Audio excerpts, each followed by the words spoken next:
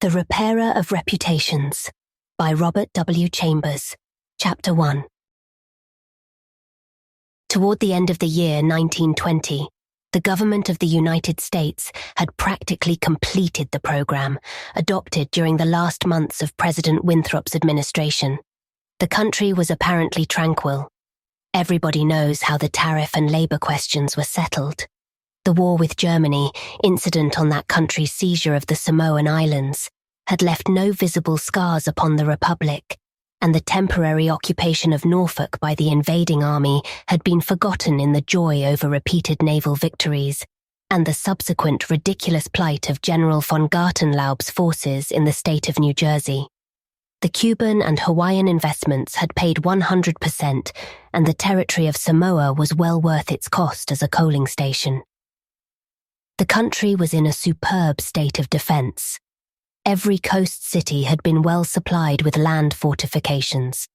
The army, under the parental eye of the General Staff, organized according to the Prussian system, had been increased to 300,000 men, with a territorial reserve of 1 million, and 6 magnificent squadrons of cruisers and battleships patrolled the 6 stations of the navigable seas, leaving a steam reserve amply fitted to control home waters. The gentlemen from the West had at last been constrained to acknowledge that a college for the training of diplomats was as necessary as law schools are for the training of barristers. Consequently, we were no longer represented abroad by incompetent patriots. The nation was prosperous.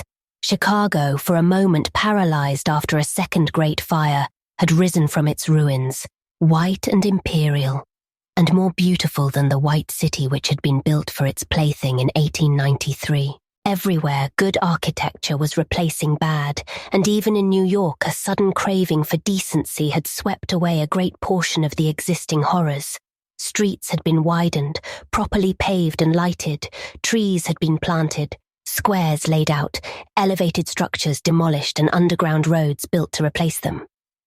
The new government buildings and barracks were fine bits of architecture, and the long system of stone quays which completely surrounded the island had been turned into parks which proved a godsend to the population. The subsidizing of the State Theatre and State Opera brought its own reward. The United States National Academy of Design was much like European institutions of the same kind. Nobody envied the Secretary of Fine Arts, either his cabinet position or his portfolio. The Secretary of Forestry and Game Preservation had a much easier time, thanks to the new system of national mounted police. We had profited well by the latest treaties with France and England, the settlement of the new independent African state of Swanee, the checking of immigration, the new laws concerning naturalization, and the gradual centralization of power in the executive, all contributed to national calm and prosperity. When the government solved the native problem and squadrons of native cavalry scouts in native costume were substituted for the pitiable organizations tacked on to the tail of skeletonized regiments by a former Secretary of War, the nation drew a long sigh of relief. When, after the colossal Congress of Religions, bigotry and intolerance were laid in their graves and kindness and charity began to draw warring sects together. Many thought the millennium had arrived, at least in the New World, which, after all, is a world by itself. But self-preservation is the first law, and the United States had to look on in helpless sorrow as Germany, Italy, Spain, and Belgium writhed in the throes of anarchy, while Russia, watching from the Caucasus, stooped and bound them one by one. In the city of New York, the summer of 1899 was signalized by the dismantling of the elevated railroads. The summer of 1900 will live in the memories of New York people for many a cycle. The Dodge statue was removed in that year.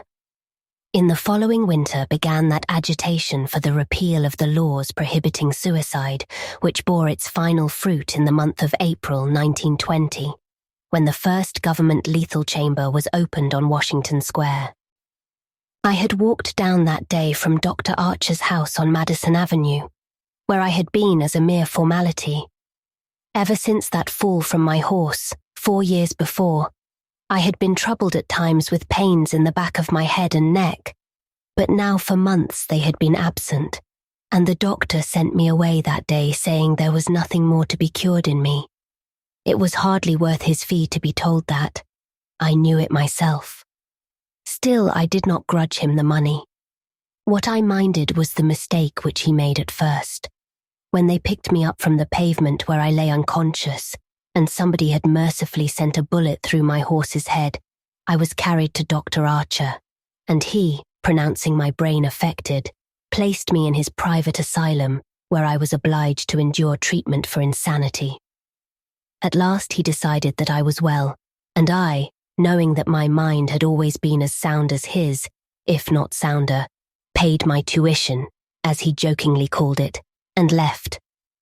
I told him, smiling, that I would get even with him for his mistake, and he laughed heartily and asked me to call once in a while. I did so, hoping for a chance to even up accounts, but he gave me none, and I told him I would wait. The fall from my horse had fortunately left no evil results. On the contrary, it had changed my whole character for the better. From a lazy young man about town, I had become active, energetic, temperate, and above all else, ambitious. There was only one thing which troubled me. I laughed at my own uneasiness, and yet it troubled me. During my convalescence, I had bought and read for the first time The King in Yellow. I remember after finishing the first act that it occurred to me that I had better stop. I started up and flung the book into the fireplace. The volume struck the barred grate and fell open on the hearth in the firelight. If I had not caught a glimpse of the opening words in the second act, I should never have finished it. But as I stooped to pick it up, my eyes became riveted to the open page, and with a cry of terror, or perhaps it was of joy so poignant that I suffered in every nerve, I snatched the thing out of the coals and crept shaking to my bedroom, where I read it and reread it, and wept and laughed and trembled with a horror which at times assails me yet. This is the thing that troubles me, for I cannot forget Carcosa, where black stars hang in the heavens, where the shadows of men's thoughts lengthen in the afternoon, when the twin suns sink into the lake of Hali, and my mind will bear forever the memory of the pallid mask. I pray God will curse the writer, as the writer has cursed the world with this beautiful, stupendous creation, terrible in its simplicity, irresistible in its truth, a world which now trembles before the King in Yellow. When the French government seized the translated copies which had just arrived in Paris, London, of course, became eager to read it. It is well known how the book spread like an infectious disease, from city to city, from continent to continent, barred out here, confiscated there, denounced by press and pulpit, censured even by the most advanced of literary anarchists. No definite principles had been violated in those wicked pages, no doctrine promulgated, no convictions outraged. It could not be judged by any known standard, yet although it was acknowledged that the supreme note of art had been struck in The King in Yellow, all felt that human nature could not bear the strain, nor thrive on words in which the essence of purest poison lurked. The very banality and innocence of the first act only allowed the blow to fall afterward with more awful effect. It was, I remember, the 13th day of April, 1920, that the first government lethal chamber was established on the south side of Washington Square, between Worcester Street and South Fifth Avenue. The block, which had formerly consisted of a lot of shabby old buildings used as cafes and restaurants for foreigners, had been acquired by the government in the winter of 1898. The French and Italian cafes and restaurants were torn down. The whole block was enclosed by a gilded iron railing and converted into a lovely garden with lawns, flowers, and fountains. In the centre of the garden stood a small white building, severely classical in architecture, and surrounded by thickets of flowers. 6 Ionic columns supported the roof, and the single door was of bronze. A splendid marble group of the Fates stood before the door, the work of a young American sculptor, Boris Yvain, who had died in Paris when only 23 years old. The inauguration ceremonies were in progress as I crossed University Place and entered the square. I threaded my way through the silent throng of spectators, but was stopped at 4th Street by a cordon of police. A regiment of United States Lancers were drawn up in a hollow square round the lethal chamber.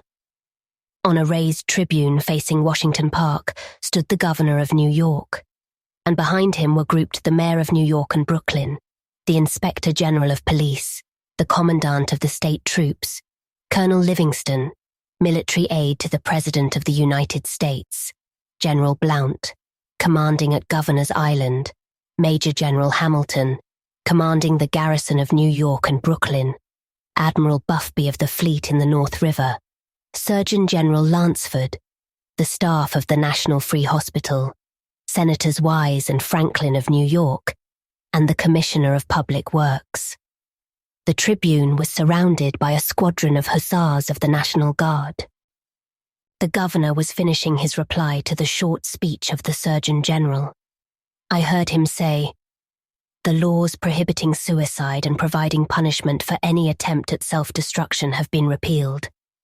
The government has seen fit to acknowledge the right of man to end an existence which may have become intolerable to him through physical suffering or mental despair. It is believed that the community will be benefited by the removal of such people from their midst. Since the passage of this law, the number of suicides in the United States has not increased. Now the government has determined to establish a lethal chamber in every city, town, and village in the country. It remains to be seen whether or not that class of human creatures from whose desponding ranks new victims of self-destruction fall daily will accept the relief thus provided." He paused and turned to the white lethal chamber. The silence in the street was absolute. There a painless death awaits him who can no longer bear the sorrows of this life. If death is welcome, let him seek it there. Then quickly turning to the military aide of the president's household, he said, "I declare the lethal chamber open." And again facing the vast crowd, he cried in a clear voice, "Citizens of New York and of the United States of America, through me, the government declares the lethal chamber to be open." The solemn hush was broken by a sharp cry of command. The squadron of hussars filed after the governor's carriage. The lancers wheeled and formed along 5th Avenue to wait for the commandant of the garrison, and the mounted police followed them. I left the crowd to gape and stare at the white marble death chamber, and crossing South 5th Avenue, walked along the western side of that thoroughfare to Bleecker Street. Then I turned to the right and stopped before a dingy shop which bore the sign, "Hawberk Armourer." I glanced in at the doorway and saw Hawberk busy in his little shop at the end of the hall. He looked up, and catching sight of me, cried in his deep, hearty voice, "Come in, Mr. Castaigne." Constance, his daughter, rose to meet me as I crossed the threshold, and held out her pretty hand. But I saw the blush of disappointment on her cheeks, and knew that it was another Castaigne she had expected, my cousin Louis. I smiled at her confusion and complimented her on the banner she was embroidering from a coloured plate. Old Hawberk sat riveting the worn greaves of some ancient suit of armour, and the ting-ting-ting of his little hammer sounded pleasantly in the quaint shop. Presently he dropped his hammer and fussed about for a moment with a tiny wrench. The soft clash of the mail sent a thrill of pleasure through me. I loved to hear the music of steel brushing against steel, the mellow shock of the mallet on thigh pieces, and the jingle of chain armour. That was the only reason I went to see Hawberk. He had never interested me personally, nor did Constance, except for the fact of her being in love with Louis. This did occupy my attention, and sometimes even kept me awake at night. But I knew in my heart that all would come right, and that I should arrange their future as I expected to arrange that of my kind doctor, John Archer. However, I should never have troubled myself about visiting them just then, had it not been, as I say, that the music of the tinkling hammer had for me this strong fascination.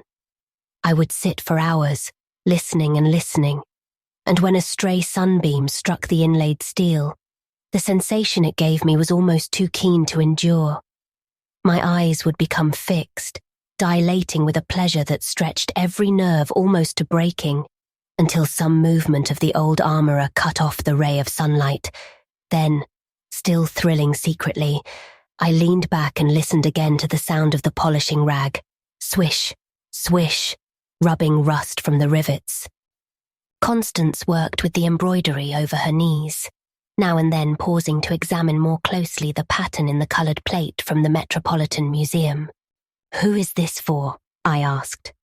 Hawberk explained that in addition to the treasures of armour in the Metropolitan Museum, of which he had been appointed armourer, he also had charge of several collections belonging to rich amateurs. This was the missing greave of a famous suit which a client of his had traced to a little shop in Paris on the Quai d'Orsay. He, Hawberk, had negotiated for and secured the greave, and now the suit was complete. He laid down his hammer and read me the history of the suit, traced since 1450 from owner to owner until it was acquired by Thomas Stainbridge. When his superb collection was sold, this client of Hawberk's bought the suit, and since then the search for the missing greave had been pushed until it was, almost by accident, located in Paris. "Did you continue the search so persistently without any certainty of the greave being still in existence?" I demanded. Of course, he replied coolly. Then for the first time I took a personal interest in Hawberk. "It was worth something to you," I ventured. No, he replied, laughing. My pleasure in finding it was my reward. "Have you no ambition to be rich?" I asked, smiling. My one ambition is to be the best armorer in the world, he answered gravely.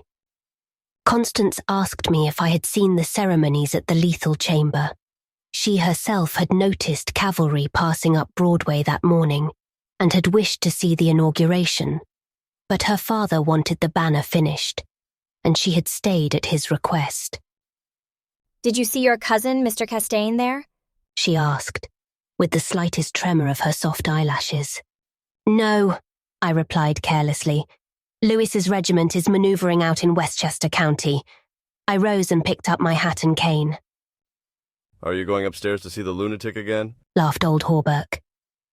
If Hawberk knew how I loathed that word lunatic, he would never use it in my presence. It rouses certain feelings within me which I do not care to explain. However, I answered him quietly. "I think I shall drop in and see Mr. Wilde for a moment or two." "Poor fellow," said Constance with a shake of the head. "It must be hard to live alone year after year, poor, crippled, and almost demented. It is very good of you, Mr. Castaigne, to visit him as often as you do." I think he is vicious, observed Hawberk, beginning again with his hammer. I listened to the golden tinkle on the greave plates. When he had finished, I replied, "No, he is not vicious, nor is he in the least demented. His mind is a wonder chamber from which he can extract treasures that you and I would give years of our life to acquire." Hawberk laughed. I continued a little impatiently. "He knows history as no one else could know it. Nothing, however trivial, escapes his search, and his memory is so absolute, so precise in details, that were it known in New York that such a man existed, the people could not honor him enough." Nonsense, muttered Hawberk, searching on the floor for a fallen rivet. "Is it nonsense?" I asked, managing to suppress what I felt. "Is it nonsense when he says that the tassets and cuissards of the enamelled suit of armour, commonly known as the Prince's Emblazoned, can be found among a mass of rusty theatrical properties, broken stoves and rag-pickers' refuse in a garret in Pell Street?" Hawberk's hammer fell to the ground, but he picked it up and asked, with a great deal of calm, how I knew that the tassets and left cuissard were missing from the Prince's Emblazoned. I did not know until Mr. Wilde mentioned it to me the other day. He said they were in the garret of 998 Pell Street. Nonsense, he cried, but I noticed his hand trembling under his leathern apron. "Is this nonsense too?" I asked pleasantly. Is it nonsense when Mr. Wilde continually speaks of you as the Marquis of Avonshire and of Miss Constance? I did not finish, for Constance had started to her feet with terror written on every feature. Hawberk looked at me and slowly smoothed his leathern apron. That is impossible. Mr. Wilde may know a great many things. About armour, for instance, and the princes emblazoned, I interposed, smiling. Yes. About armor also, maybe. But he is wrong in regard to the Marquis of Avonshire, who, as you know, killed his wife's traducer years ago and went to Australia where he did not long survive his wife. Mr. Wilde is wrong, murmured Constance. Her lips were blanched, but her voice was sweet and calm. Let us agree, if you please, that in this one circumstance Mr. Wilde is wrong, I said. Chapter 2. I climbed the 3 dilapidated flights of stairs, which I had so often climbed before, and knocked at a small door at the end of the corridor. Mr. Wilde opened the door and I walked in. When he had double-locked the door and pushed a heavy chest against it, he came and sat down beside me, peering up into my face with his little light-coloured eyes. 6 new scratches covered his nose and cheeks, and the silver wires which supported his artificial ears had become displaced. I thought I had never seen him so hideously fascinating. He had no ears. The artificial ones, which now stood out at an angle from the fine wire, were his one weakness. They were made of wax and painted a shell pink, but the rest of his face was yellow. He might better have revelled in the luxury of some artificial fingers for his left hand, which was absolutely fingerless, but it seemed to cause him no inconvenience, and he was satisfied with his wax ears. He was very small, scarcely higher than a child of 10, but his arms were magnificently developed, and his thighs as thick as any athlete's. Still, the most remarkable thing about Mr. Wilde was that a man of his marvellous intelligence and knowledge should have such a head. It was flat and pointed, like the heads of many of those unfortunates whom people imprison in asylums for the weak-minded. Many called him insane, but I knew him to be as sane as I was. I do not deny that he was eccentric. The mania he had for keeping that cat and teasing her until she flew at his face like a demon was certainly eccentric. I never could understand why he kept the creature, nor what pleasure he found in shutting himself up in his room with this surly, vicious beast. I remember once, glancing up from the manuscript I was studying by the light of some tallow dips, and seeing Mr. Wilde squatting motionless on his high chair, his eyes fairly blazing with excitement, while the cat, which had risen from her place before the stove, came creeping across the floor right at him. Before I could move, she flattened her belly to the ground, crouched, trembled, and sprang into his face. Howling and foaming, they rolled over and over on the floor, scratching and clawing, until the cat screamed and fled under the cabinet, and Mr. Wilde turned over on his back, his limbs contracting and curling up like the legs of a dying spider. He was eccentric. Mr. Wilde had climbed into his high chair and, after studying my face, picked up a dog's-eared ledger and opened it. Henry B. Matthews, he read. Bookkeeper with Wysott and Company, dealers in church ornaments. Called April 3rd. Reputation damaged on the racetrack. Known as a welcher. Reputation to be repaired by August 1st. Retainer $5. He turned the page and ran his fingerless knuckles down the closely written columns. P. Green Dusenberry, Minister of the Gospel, Fair Beach, New Jersey. Reputation damaged in the Bowery. To be repaired as soon as possible. Retainer $100. He coughed and added. Called April 6th. Then you are not in need of money, Mr. Wilde, I inquired. Listen, Mrs. C. Hamilton Chester, of Chester Park, New York City. Called April 7th. Reputation damaged at Dieppe, France. To be repaired by October 1st, retainer $500. Note, C. Hamilton Chester, Captain USS Avalanche, ordered home from South Sea Squadron October 1st. Well, I said, the profession of a repairer of reputations is lucrative. His colourless eyes sought mine. I only wanted to demonstrate that I was correct. You said it was impossible to succeed as a repairer of reputations, that even if I did succeed in certain cases, it would cost me more than I would gain by it. Today I have 500 men in my employ who are poorly paid, but who pursue the work with an enthusiasm which possibly may be born of fear. These men enter every shade and grade of society. Some even are pillars of the most exclusive social temples. Others are the prop and pride of the financial world. Still others hold undisputed sway among the fancy and the talent. I choose them at my leisure from those who reply to my advertisements. It is easy enough. They are all cowards. I could treble the number in 20 days if I wished. So you see, those who have in their keeping the reputations of their fellow citizens, I have in my pay. They may turn on you, I suggested. He rubbed his thumb over his cropped ears and adjusted the wax substitutes. I think not. He murmured thoughtfully. I seldom have to apply the whip, and then only once. Besides, they like their wages. How do you apply the whip? I demanded. His face for a moment was awful to look upon. His eyes dwindled to a pair of green sparks. I invite them to come and have a little chat with me, he said in a soft voice. A knock at the door interrupted him, and his face resumed its amiable expression. Who is it? Mr. Stylet, was the answer. Come tomorrow. Impossible, began the other, but was silenced by a sort of bark from Mr. Wilde. Come tomorrow, he repeated. We heard somebody move away from the door and turn the corner by the stairway. Who is that? I asked. Arnold Stylet, owner and editor-in-chief of the Great New York Daily. He drummed on the ledger with his fingerless hand, adding, I pay him very badly, but he thinks it a good bargain. Arnold Stylet, I repeated amazed. Yes, said Mr. Wilde, with a self-satisfied cough. The cat, which had entered the room as he spoke, hesitated, looked up at him and snarled.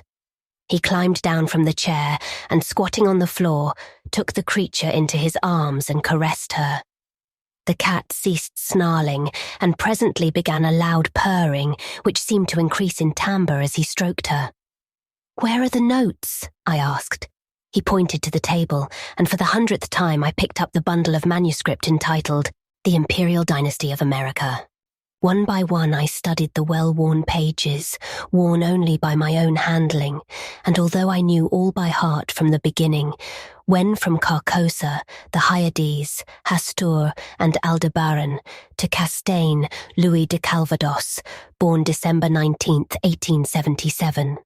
I read it with an eager, rapt attention, pausing to repeat parts of it aloud, and dwelling especially on Hildred de Calvados, only son of Hildred Castaigne and Edith Landis Castaigne, first in succession, etc., etc. When I finished, Mr. Wilde nodded and coughed. Speaking of your legitimate ambition, how do Constance and Louis get along? She loves him, I replied simply.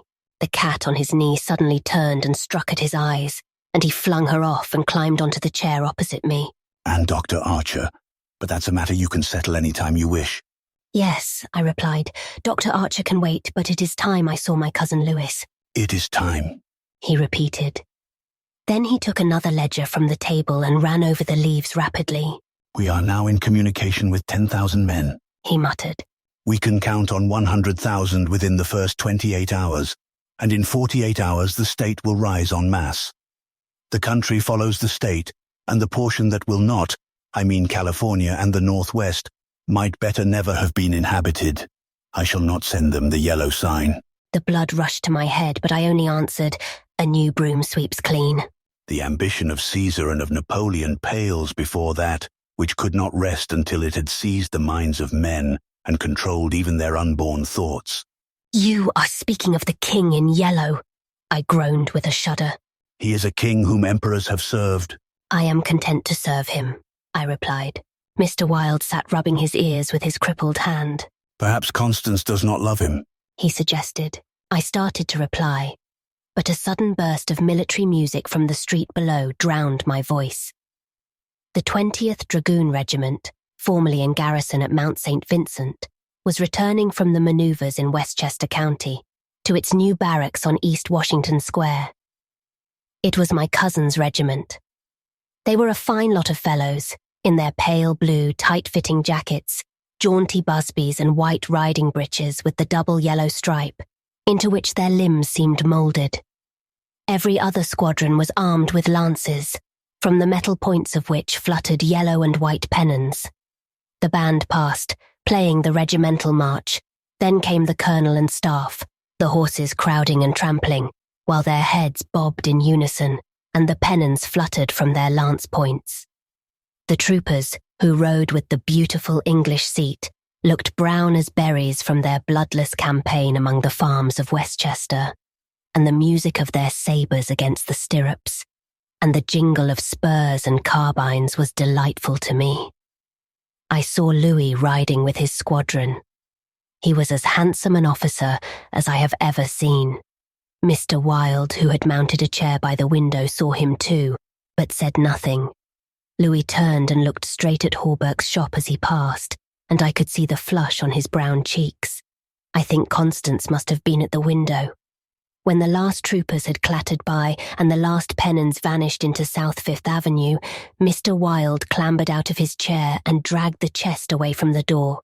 Yes, it is time that you saw your cousin Louis. He unlocked the door, and I picked up my hat and stick and stepped into the corridor. The stairs were dark. Groping about, I set my foot on something soft, which snarled and spit, and I aimed a murderous blow at the cat. But my cane shivered to splinters against the balustrade, and the beast scurried back into Mr. Wilde's room. Passing Hawberk's door again, I saw him still at work on the armour. But I did not stop, and stepping out into Bleecker Street, I followed it to Worcester, skirted the grounds of the lethal chamber, and crossing Washington Park, went straight to my rooms in the Benedict. Here I lunched comfortably, read the Herald and the Meteor, and finally went to the steel safe in my bedroom and set the time combination. The 3 3/4 minutes which it is necessary to wait, while the time lock is opening, are to me golden moments.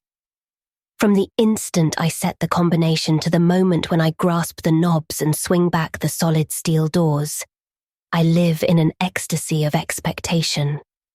Those moments must be like moments passed in paradise. I know what I am to find at the end of the time limit. I know what the massive safe holds secure for me alone, and the exquisite pleasure of waiting is hardly enhanced when the safe opens and I lift, from its velvet crown, a diadem of purest gold blazing with diamonds. I do this every day, and yet the joy of waiting and at last touching again the diadem only seems to increase as the days pass. It is a diadem fit for a king among kings, an emperor among emperors. The king in yellow might scorn it, but it shall be worn by his royal servant. I held it in my arms until the alarm in the safe rang harshly, and then tenderly, proudly, I replaced it and shut the steel doors. I walked slowly back into my study, which faces Washington Square, and leaned on the windowsill. The afternoon sun poured into my windows, and a gentle breeze stirred the branches of the elms and maples in the park, now covered with buds and tender foliage. A flock of pigeons circled about the tower of the memorial church, sometimes alighting on the purple-tiled roof, sometimes wheeling downward to the lotos fountain in front of the marble arch. The gardeners were busy with the flower beds around the fountain, and the freshly turned earth smelled sweet and spicy. A lawnmower, drawn by a fat white horse, clinked across the green sward, and watering carts poured showers of spray over the asphalt drives.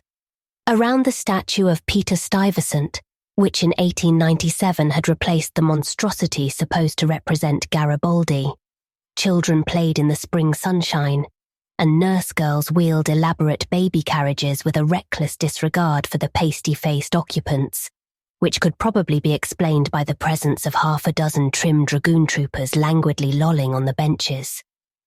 Through the trees, the Washington Memorial Arch glistened like silver in the sunshine, and beyond, on the eastern extremity of the square, the grey stone barracks of the dragoons and the white granite artillery stables were alive with colour and motion. I looked at the lethal chamber on the corner of the square opposite. A few curious people still lingered about the gilded iron railing, but inside the grounds the paths were deserted. I watched the fountains ripple and sparkle. The sparrows had already found this new bathing nook, and the basins were covered with the dusty feathered little things. 2 or 3 white peacocks picked their way across the lawns, and a drab-coloured pigeon sat so motionless on the arm of one of the fates that it seemed to be a part of the sculptured stone. As I was turning carelessly away, a slight commotion in the group of curious loiterers around the gates attracted my attention. A young man had entered and was advancing with nervous strides along the gravel path which leads to the bronze doors of the lethal chamber. He paused a moment before the fates, and as he raised his head to those 3 mysterious faces, the pigeon rose from its sculptured perch, circled about for a moment, and wheeled to the east. The young man pressed his hand to his face, and then with an undefinable gesture sprang up the marble steps. The bronze doors closed behind him, and half an hour later, the loiterers slouched away, and the frightened pigeon returned to its perch in the arms of fate. I put on my hat and went out into the park for a little walk before dinner. As I crossed the central driveway, a group of officers passed, and one of them called out, "Hello, Hildred," and came back to shake hands with me. It was my cousin Louis, who stood smiling and tapping his spurred heels with his riding whip. "Just back from Westchester. Been doing the bucolic, milk and curds, you know, dairy maids and sunbonnets who say, 'Hey-ow,' and I don't think when you tell them they are pretty. I'm nearly dead for a square meal at Delmonico's. What's the news?" "There is none," I replied pleasantly. "I saw your regiment coming in this morning." "Did you? I didn't see you. Where were you?" "In Mr. Wilde's window." "Oh, hell! That man is stark mad. I don't understand why you—" He saw how annoyed I felt by this outburst and begged my pardon. "Really, old chap? I don't mean to run down a man you like, but for the life of me, I can't see what the deuce you find in common with Mr. Wilde. He's not well bred, to put it generously. He is hideously deformed. His head is the head of a criminally insane person. You know yourself he's been in an asylum." "So have I interrupted calmly. Louis looked startled and confused for a moment, but recovered and slapped me heartily on the shoulder. "You were completely cured." He began, but I stopped him again. "I suppose you mean that I was simply acknowledged never to have been insane." "Of course, that's what I meant." I disliked his laugh because I knew it was forced, but I nodded gaily and asked him where he was going. Louis looked after his brother officers who had now almost reached Broadway. "We had intended to sample a Brunswick cocktail, but to tell you the truth, I was anxious for an excuse to go and see Hawberk instead. Come along. I'll make you my excuse." We found old Hawberk, neatly attired in a fresh spring suit, standing at the door of his shop and sniffing the air. I had just decided to take Constance for a little stroll before dinner. He replied to the impetuous volley of questions from Louis. We thought of walking on the park terrace along the North River. At that moment, Constance appeared and grew pale and rosy by turns as Louis bent over her small gloved fingers. I tried to excuse myself, alleging an engagement uptown, but Louis and Constance would not listen, and I saw I was expected to remain and engage old Hawberk's attention. After all, it would be just as well if I kept my eye on Louis, I thought, and when they hailed a Spring Street horse car, I got in after them and took my seat beside the armourer.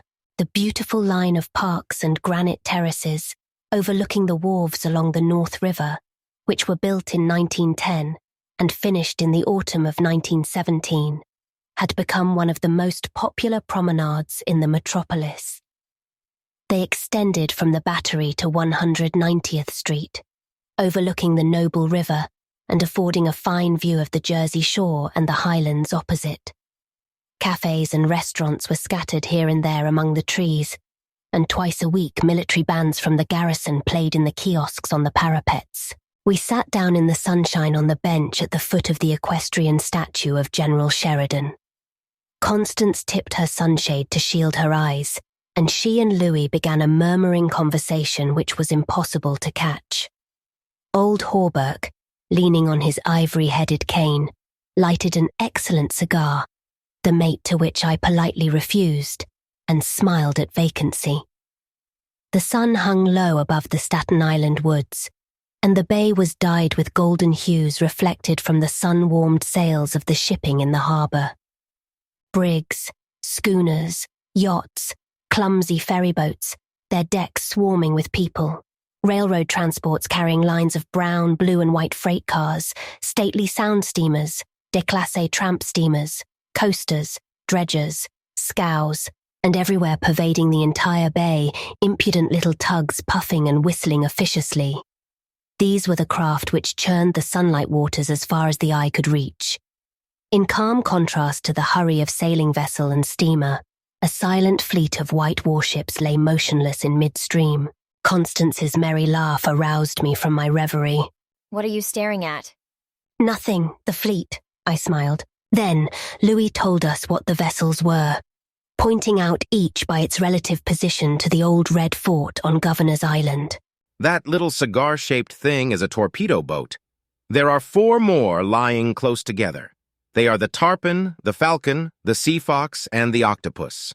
The gunboats just above are the Princeton, the Champlain, the Stillwater, and the Erie. Next to them lie the cruisers Farragut and Los Angeles, and above them the battleships California and Dakota, and the Washington, which is the flagship. Those 2 squatty-looking chunks of metal which are anchored there off Castle William are the double-turreted monitors Terrible and Magnificent. Behind them lies the ram Osceola. Constance looked at him with deep approval in her beautiful eyes. What loads of things you know for a soldier, she said, and we all joined in the laugh which followed. Presently, Louis rose with a nod to us and offered his arm to Constance, and they strolled away along the river wall. Hawberk watched them for a moment, and then turned to me. Mr. Wilde was right. I have found the missing tassets and left cuissard of the Prince's Emblazoned in a vile old junk garret in Pell Street. 998, I inquired with a smile.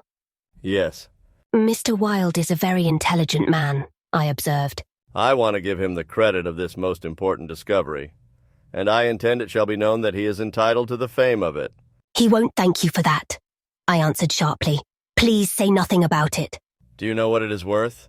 No, $50 perhaps.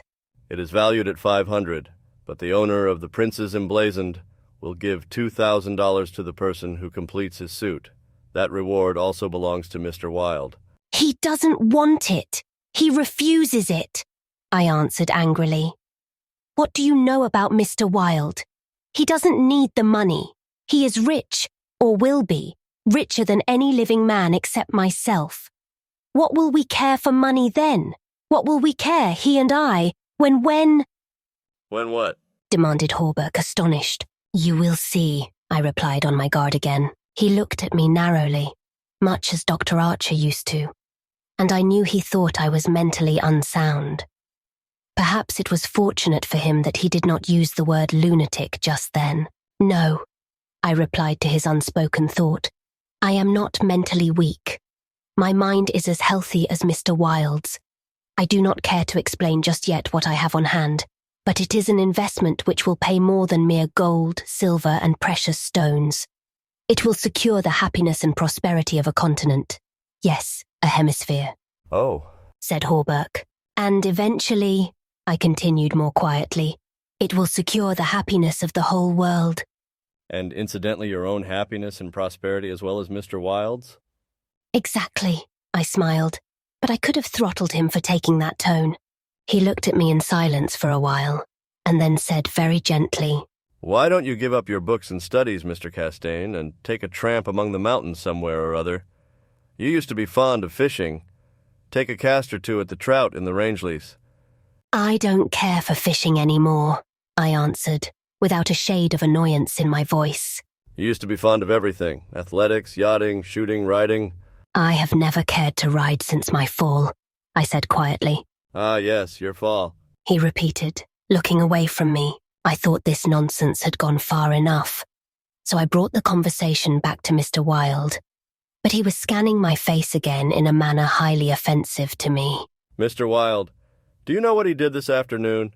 He came downstairs and nailed a sign over the hall door next to mine. It read, Mr. Wilde, Repairer of Reputations, Third Bell. Do you know what a repairer of reputations can be? I do, I replied, suppressing the rage within. Oh, he said again. Louis and Constance came strolling by and stopped to ask if we would join them. Hawberk looked at his watch. At the same moment, a puff of smoke shot from the casemates of Castle William, and the boom of the sunset gun rolled across the water and was re-echoed from the highlands opposite. The flag came running down from the flagpole.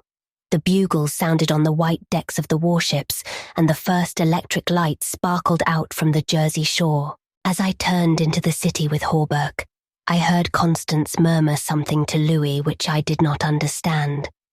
But Louis whispered, "My darling," in reply.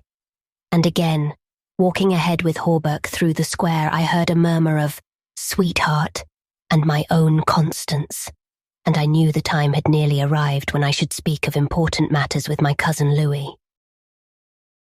Chapter 3. One morning early in May, I stood before the steel safe in my bedroom, trying on the golden jeweled crown. The diamonds flashed fire as I turned to the mirror, and the heavy beaten gold burned like a halo about my head. I remembered Camilla's agonized scream and the awful words echoing through the dim streets of Carcosa. They were the last lines in the first act, and I dared not think of what followed, dared not, even in the spring sunshine there in my own room, surrounded with familiar objects, reassured by the bustle from the street and the voices of the servants in the hallway outside. For those poisoned words had dropped slowly into my heart, as death sweat drops upon a bedsheet and is absorbed. Trembling, I put the diadem from my head and wiped my forehead, but I thought of Hastur and of my own rightful ambition, and I remembered Mr. Wilde as I had last left him, his face all torn and bloody from the claws of that devil's creature, and what he said. What he said. The alarm bell in the safe began to whir harshly, and I knew my time was up. But I would not heed it, and replacing the flashing circlet upon my head, I turned defiantly to the mirror. I stood for a long time absorbed in the changing expression of my own eyes. The mirror reflected a face which was like my own, but whiter, and so thin that I hardly recognized it. And all the time I kept repeating between my clenched teeth, "The day has come, the day has come," while the alarm in the safe whirred and clamored, and the diamonds sparkled and flamed above my brow. I heard a door open, but did not heed it. It was only when I saw two faces in the mirror. It was only when another face rose over my shoulder, and two other eyes met mine. I wheeled like a flash, and seized a long knife from my dressing table, and my cousin sprang back very pale, crying, "Hildred, for God's sake." Then, as my hand fell, he said, "It is I, Louis, don't you know me?" I stood silent. I could not have spoken for my life. He walked up to me and took the knife from my hand. "What is all this?" he inquired in a gentle voice. "Are you ill?" "No," I replied, but I doubt if he heard me. Come, old fellow. Take off that brass crown and toddle into the study. Are you going to a masquerade? What's all this theatrical tinsel, anyway?" I was glad he thought the crown was made of brass and paste, yet I didn't like him any the better for thinking so. I let him take it from my hand, knowing it was best to humor him. He tossed the splendid diadem in the air, and catching it, turned to me smiling. "It's dear at 50 cents. What's it for?" I did not answer, but took the circlet from his hands, and placing it in the safe, shut the massive steel door.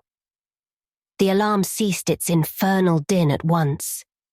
He watched me curiously, but did not seem to notice the sudden ceasing of the alarm.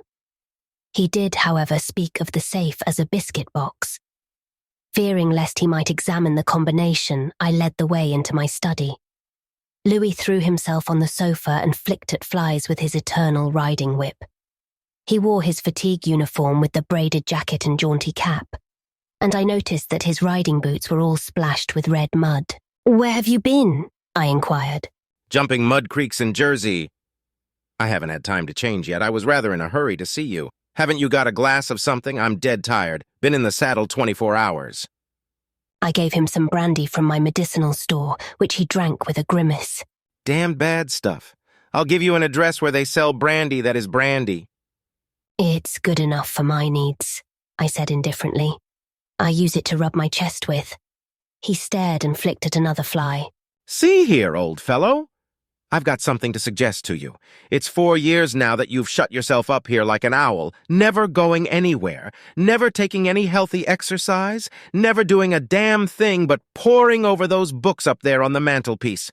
He glanced along the row of shelves. Napoleon, Napoleon, Napoleon! For heaven's sake, have you nothing but Napoleons there? I wish they were bound in gold, I said. But wait, yes, there is another book, The King in Yellow. I looked him steadily in the eye. Have you never read it? I asked. No, thank God, I don't want to be driven crazy. I saw he regretted his speech as soon as he had uttered it. There is only one word which I loathe more than I do lunatic, and that word is crazy. But I controlled myself and asked him why he thought The King in Yellow dangerous. Oh, I don't know. I only remember the excitement it created and the denunciations from pulpit and press. I believe the author shot himself after bringing forth this monstrosity, didn't he? I understand he is still alive, I answered. That's probably true. Bullets couldn't kill a fiend like that. It is a book of great truths, I said. Yes, of truths, which send men frantic and blast their lives. I don't care if the thing is, as they say, the very supreme essence of art. It's a crime to have written it, and I, for one, shall never open its pages. Is that what you have come to tell me? I asked. No, I came to tell you that I am going to be married. I believe for a moment my heart ceased to beat, but I kept my eyes on his face. Yes, he continued, smiling happily. Married to the sweetest girl on earth. Constance Hawberk, I said mechanically. How did you know? I didn't know it myself until that evening last April when we strolled down to the embankment before dinner. When is it to be? I asked. It was to have been next September, but an hour ago a dispatch came ordering our regiment to the Presidio, San Francisco. We leave at noon tomorrow. Tomorrow. Just think, Hildred. Tomorrow I shall be the happiest fellow that ever drew breath in this jolly world, for Constance will go with me. I offered him my hand in congratulation, and he seized and shook it like the good-natured fool he was, or pretended to be. I am going to get my squadron as a wedding present. Captain and Mrs. Louis Castaigne, eh, Hildred? Then he told me where it was to be and who were to be there, and made me promise to come and be best man. I set my teeth and listened to his boyish chatter without showing what I felt, but I was getting to the limit of my endurance, and when he jumped up and, switching his spurs till they jingled, said he must go, I did not detain him. There's one thing I want to ask of you, I said quietly. Out with it, it's promised. I want you to meet me for a quarter of an hour's talk tonight. Of course, if you wish, he said, somewhat puzzled. Where? Anywhere in the park there. What time, Hildred? Midnight. What in the name of... He began, but checked himself and laughingly assented. I watched him go down the stairs and hurry away, his sabre banging at every stride. He turned into Bleecker Street, and I knew he was going to see Constance. I gave him 10 minutes to disappear, and then followed in his footsteps, taking with me the jeweled crown and the silken robe embroidered with the yellow sign. When I turned into Bleecker Street and entered the doorway which bore the sign, Mr. Wilde, repairer of reputations, third bell, I saw old Hawberk moving about in his shop and imagined I heard Constance's voice in the parlour. But I avoided them both and hurried up the trembling stairways to Mr. Wilde's apartment. I knocked and entered without ceremony. Mr. Wilde lay groaning on the floor, his face covered with blood, his clothes torn to shreds. Drops of blood were scattered about over the carpet, which had also been ripped and frayed in the evidently recent struggle. It's that cursed cat, he said, ceasing his groans and turning his colourless eyes to me. She attacked me while I was asleep. I believe she will kill me yet. This was too much, so I went into the kitchen and, seizing a hatchet from the pantry, started to find the infernal beast and settle her then and there. My search was fruitless, and after a while I gave it up and came back to find Mr. Wilde squatting on his high chair by the table. He had washed his face and changed his clothes. The great furrows which the cat's claws had ploughed up in his face he had filled with collodion, and a rag hid the wound in his throat. I told him I should kill the cat when I came across her, but he only shook his head and turned to the open ledger before him.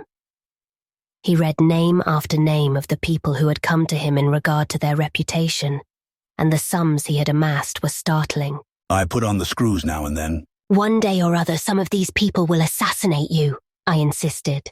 Do you think so? He said, rubbing his mutilated ears. It was useless to argue with him, so I took down the manuscript entitled Imperial Dynasty of America. For the last time, I should ever take it down in Mr. Wilde's study. I read it through, thrilling and trembling with pleasure. When I had finished, Mr. Wilde took the manuscript, and turning to the dark passage which leads from his study to his bedchamber, called out in a loud voice, "Vance!" Then, for the first time, I noticed a man crouching there in the shadow. How I had overlooked him during my search for the cat, I cannot imagine. Vance, come in, cried Mr. Wilde. The figure rose and crept towards us, and I shall never forget the face that he raised to mine as the light from the window illuminated it. Vance, this is Mr. Castaigne, said Mr. Wilde. Before he had finished speaking, the man threw himself on the ground before the table, crying and grasping. Oh God, oh my God, help me, forgive me. Oh, Mr. Castaigne, keep that man away. You cannot mean it. You are different. Save me. I am broken down. I was in a madhouse, and now, when all was coming right, when I had forgotten the king in yellow, but I shall go mad again, I shall go mad. His voice died into a choking rattle, for Mr. Wilde had leapt on him and his right hand encircled the man's throat. When Vance fell in a heap on the floor, Mr. Wilde clambered nimbly into his chair again, and rubbing his mangled ears with the stump of his hand, turned to me and asked me for the ledger. I reached it down from the shelf and he opened it. After a moment's searching among the beautifully written pages, he coughed complacently and pointed to the name Vance. Vance, he read aloud. Osgood Oswald Vance. At the sound of his name, the man on the floor raised his head and turned a convulsed face to Mr. Wilde. His eyes were injected with blood, his lips tumefied. Called April 28th. Occupation, cashier in the Seaforth National Bank. Has served a term of forgery at Sing Sing, from whence he was transferred to the asylum for the criminal insane. Pardoned by the governor of New York and discharged from the asylum, January 19th, 1918. Reputation damaged at Sheepshead Bay. Rumors that he lives beyond his income. Reputation to be repaired at once. Retainer $1,500. Note: has embezzled sums amounting to $30,000 since March 20th, 1919. Excellent family. And secured present position through uncle's influence. Father, president of Seaforth Bank. I looked at the man on the floor. Get up, Vance, said Mr. Wilde in a gentle voice. Vance rose as if hypnotized. He will do as we suggest now, observed Mr. Wilde, and opening the manuscript, he read the entire history of the Imperial Dynasty of America. Then, in a kind and soothing murmur, he ran over the important points with Vance, who stood like one stunned. His eyes were so blank and vacant that I imagined he had become half-witted, and remarked it to Mr. Wilde, who replied that it was of no consequence anyway. Very patiently we pointed out to Vance what his share in the affair would be, and he seemed to understand after a while. Mr. Wilde explained the manuscript, using several volumes on heraldry, to substantiate the result of his researches. He mentioned the establishment of the dynasty in Carcosa, the lakes which connected Hastur, Aldebaran, and the mystery of the Hyades. He spoke of Casilda and Camilla, and sounded the cloudy depths of Deme and the lake of Hali. The scalloped tatters of the king in yellow must hide ye till forever, he muttered. But I do not believe Vance heard him. Then by degrees he led Vance along the ramifications of the imperial family, to Uot and Thal, from Neotalba and Phantom of Truth, to Aldonis, and then tossing aside his manuscript and notes, he began the wonderful story of the last king. Fascinated and thrilled, I watched him. He threw up his head, his long arms were stretched out in a magnificent gesture of pride and power, and his eyes blazed deep in their sockets like two emeralds. Vance listened stupefied. As for me, when at last Mr. Wilde had finished, and pointing to me, cried, "The cousin of the king." My head swam with excitement. Controlling myself with a superhuman effort, I explained to Vance why I alone was worthy of the crown and why my cousin must be exiled or die. I made him understand that my cousin must never marry, even after renouncing all his claims, and how that least of all he should marry the daughter of the Marquis of Avonshire and bring England into the question. I showed him a list of thousands of names which Mr. Wilde had drawn up. Every man whose name was there had received the yellow sign which no living human being dared disregard. The city, the state, the whole land were ready to rise and tremble before the pallid mask. The time had come. The people should know the son of Hastur, and the whole world bow to the black stars which hang in the sky over Carcosa. Vance leaned on the table, his head buried in his hands. Mr. Wilde drew a rough sketch on the margin of yesterday's Herald with a bit of lead pencil. It was a plan of Hawberk's rooms. Then he wrote out the order and affixed the seal, and shaking like a palsied man, I signed my first writ of execution with my name Hildred Rex. Mr. Wilde clambered to the floor and, unlocking the cabinet, took a long square box from the first shelf. This he brought to the table and opened. A new knife lay in the tissue paper inside, and I picked it up and handed it to Vance, along with the order and the plan of Hawberk's apartment. Then Mr. Wilde told Vance he could go, and he went, shambling like an outcast of the slums. I sat for a while watching the daylight fade behind the square tower of the Judson Memorial Church, and finally, gathering up the manuscript and notes, took my hat and started for the door. Mr. Wilde watched me in silence. When I had stepped into the hall, I looked back. Mr. Wilde's small eyes were still fixed on me. Behind him, the shadows gathered in the fading light. Then I closed the door behind me and went out into the darkening streets. I had eaten nothing since breakfast, but I was not hungry. A wretched, half-starved creature who stood looking across the street at the lethal chamber noticed me and came up to tell me a tale of misery. I gave him money. I don't know why, and he went away without thanking me. An hour later, another outcast approached and whined his story. I had a blank bit of paper in my pocket, on which was traced the yellow sign, and I handed it to him. He looked at it stupidly for a moment, and then with an uncertain glance at me, folded it with what seemed to me exaggerated care, and placed it in his bosom. The electric lights were sparkling among the trees, and the new moon shone in the sky above the lethal chamber. It was tiresome waiting in the square. I wandered from the Marble Arch to the artillery stables and back again to the Lotos fountain. The flowers and grass exhaled a fragrance which troubled me. The jet of the fountain played in the moonlight, and the musical splash of falling drops reminded me of the tinkle of chained mail in Hawberk's shop.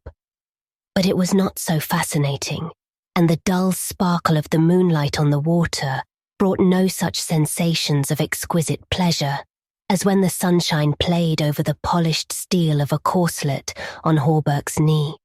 I watched the bats darting and turning above the water plants in the fountain basin, but their rapid, jerky flight set my nerves on edge, and I went away again to walk aimlessly to and fro among the trees. The artillery stables were dark, but in the cavalry barracks, the officers' windows were brilliantly lighted, and the sallyport was constantly filled with troopers in fatigue, carrying straw and harness and baskets filled with tin dishes. Twice the mounted sentry at the gates was changed while I wandered up and down the asphalt walk. I looked at my watch. It was nearly time. The lights in the barracks went out one by one.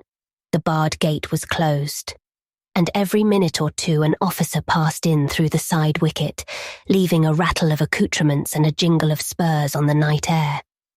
The square had become very silent.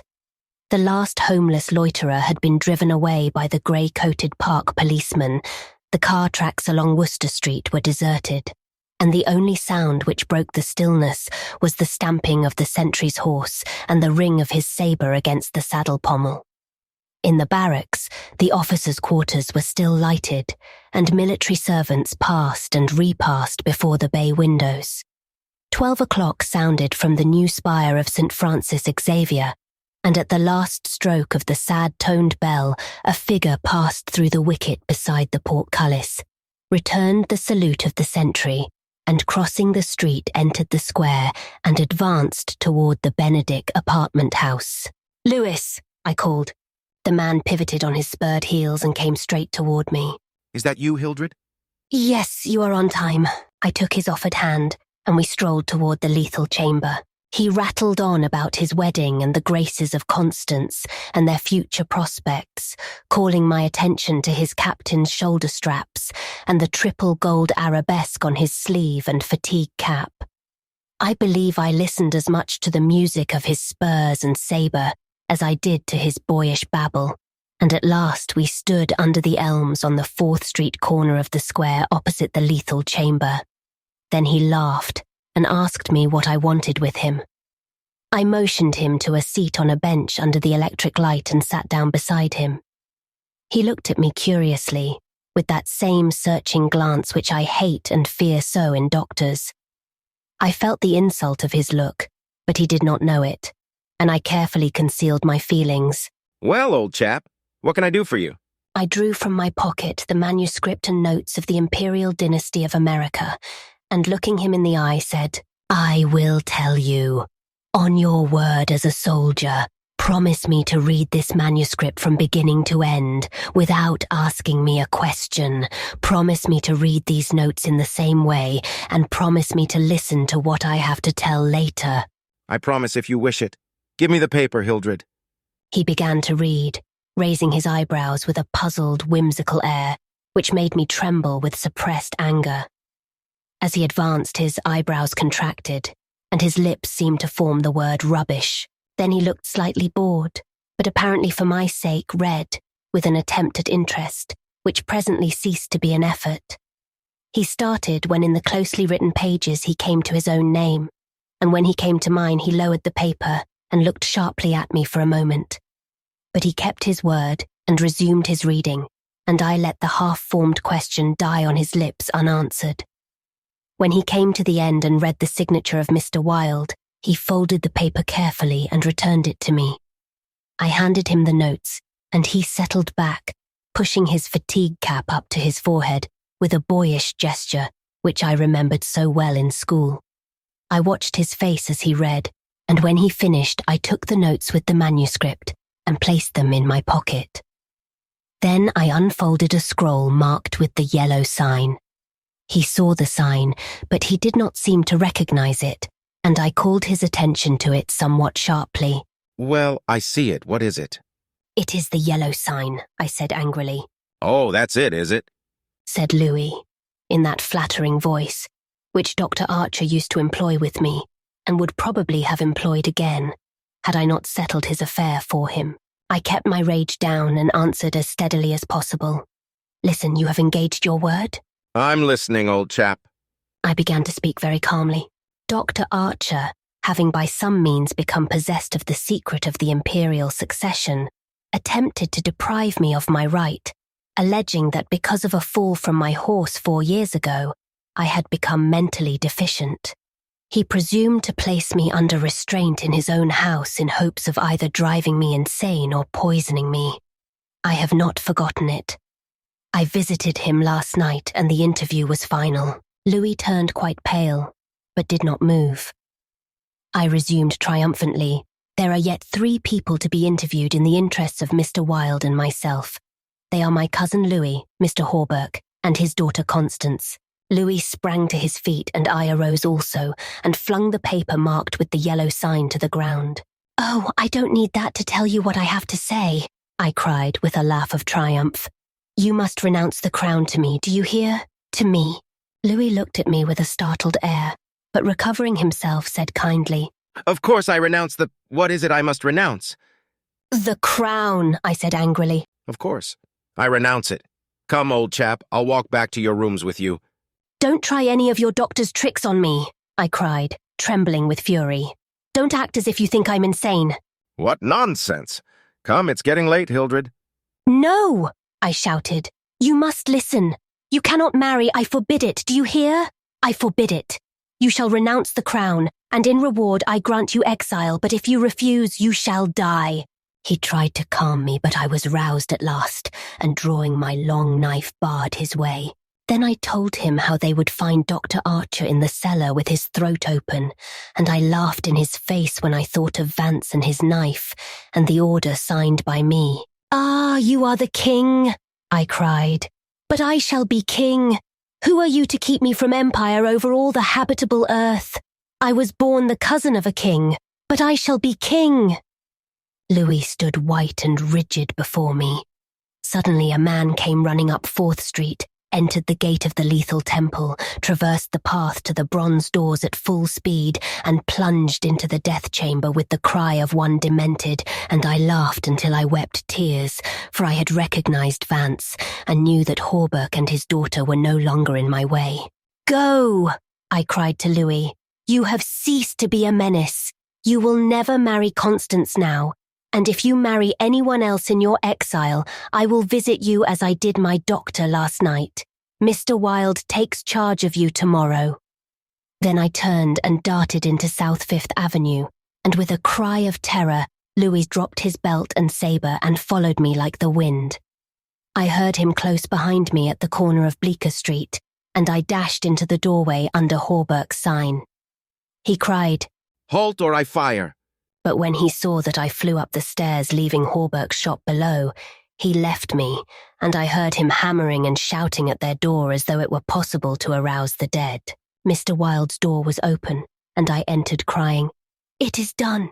It is done! Let the nations rise and look upon their king." But I could not find Mr. Wilde, so I went to the cabinet and took the splendid diadem from its case. Then I drew on the white silk robe, embroidered with the yellow sign, and placed the crown upon my head. At last I was king by my right in Hastur, king because I knew the mystery of the Hyades, and my mind had sounded the depths of the Lake of Hali. I was king. The first grey pencilings of dawn would raise a tempest which would shake 2 hemispheres. Then as I stood, my every nerve pitched to the highest tension, faint with the joy and splendour of my thought, without in the dark passage, a man groaned. I seized the tallow dip and sprang to the door. The cat passed me like a demon and the tallow dip went out, but my long knife flew swifter than she, and I heard her screech, and I knew that my knife had found her. For a moment I listened to her tumbling and thumping about in the darkness. And then, when her frenzy ceased, I lighted a lamp and raised it over my head. Mr. Wilde lay on the floor with his throat torn open. At first I thought he was dead, but as I looked, a green sparkle came into his sunken eyes. His mutilated hand trembled, and then a spasm stretched his mouth from ear to ear.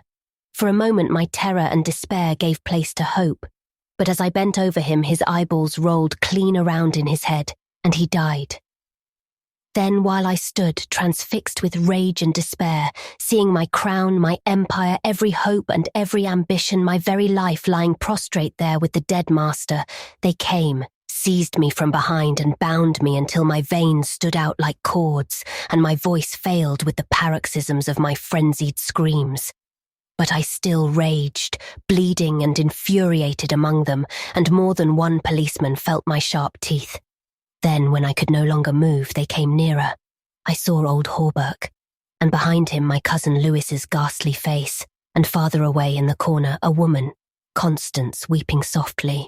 "Ah, I see it now!" I shrieked. "You have seized the throne and the empire. Woe, woe to you who are crowned with the crown of the king in yellow."